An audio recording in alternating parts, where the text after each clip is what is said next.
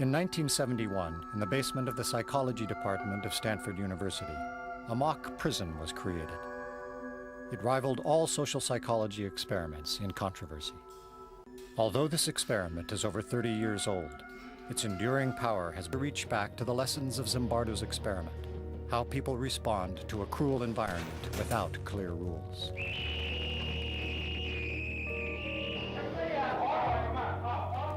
I think he and everybody else who came down into that situation got caught up into that situation.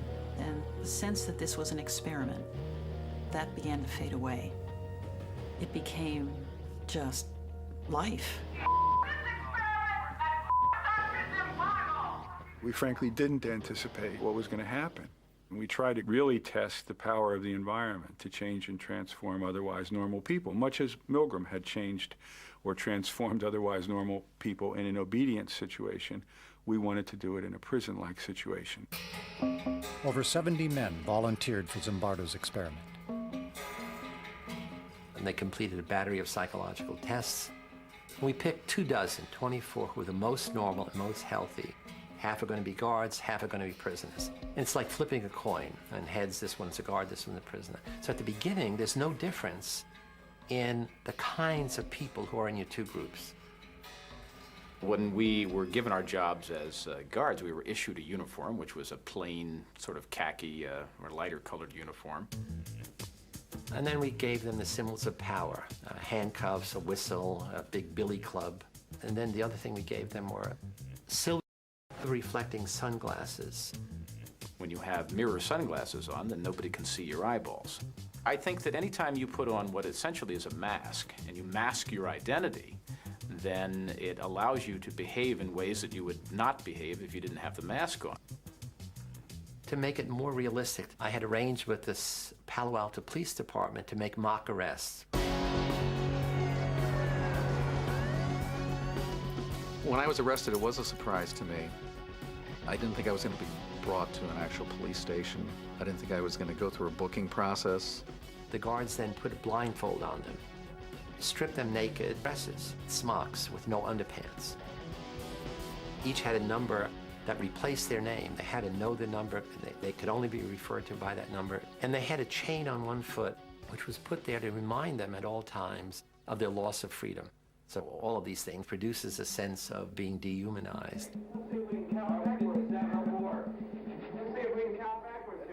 On the first day, I said, this is not going to work. I mean, the guards felt awkward giving orders, and they'd say, okay, line up, repeat your numbers, and the prisoners start giggling. Hey, I don't want anybody laughing. 3, 2, 1. And then a very interesting thing happened. Dave Eshelman, who the prisoner's named John Wayne, like he's a Wild West cowboy, he begins to be more extreme.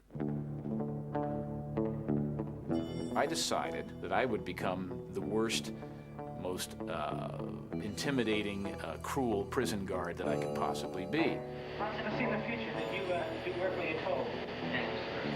Say it again. Thank you, sir. Say bless you, correctional officer. I was sort of fascinated myself that people were believing the act, and I was trying to see how far I could take it before somebody would say, okay, that's enough, stop. We did have to do things like push-ups. We would have to sing things. At the beginning, we protested some of the actions. We did things to irritate the guards. So the guards' authority was challenged right off the bat. And the guards had to decide how they were going to handle that, and they had to decide it without our input. I mean, again, this was not a Milgram study in which we were standing over them telling them what to do. And they began to see the prisoners' behavior as a kind of an affront to their authority, and they began to push back. We would ramp up the general harassment, just sort of crank it up a bit. Nobody was telling me I shouldn't be doing this. The professor is the authority here. You know, he's the prison warden. He's not stopping me. This is unbelievable. They took our clothes. Hands off the door. There was the first evening a kind of rebellion that took place. The prisoners rebelled. They barricaded themselves in their cells and said, we refuse to come out. They took off their numbers. They didn't want to be de-individuated. They started cursing the guards to their face. And the key turning point was the guards began to think of them as dangerous prisoners.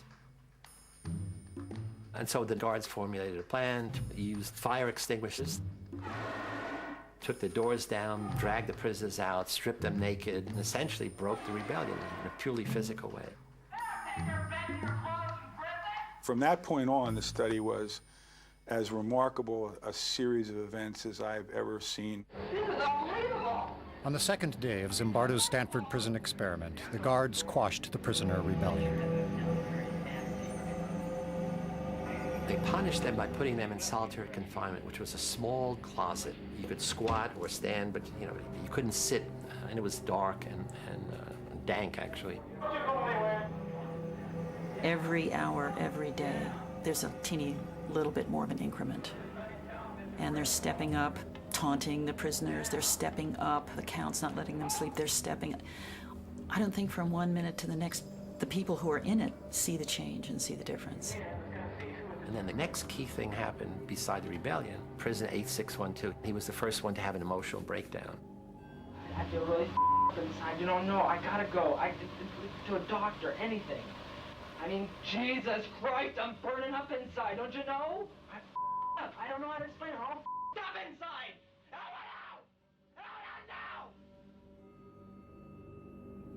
At the time, if you had questioned me about the effect I was having, I would say, well, they must be a wimp. They're weak, or they're faking. Because I wouldn't have believed that what I was doing could actually cause somebody to have a nervous breakdown. It was just us sort of getting our jollies with it.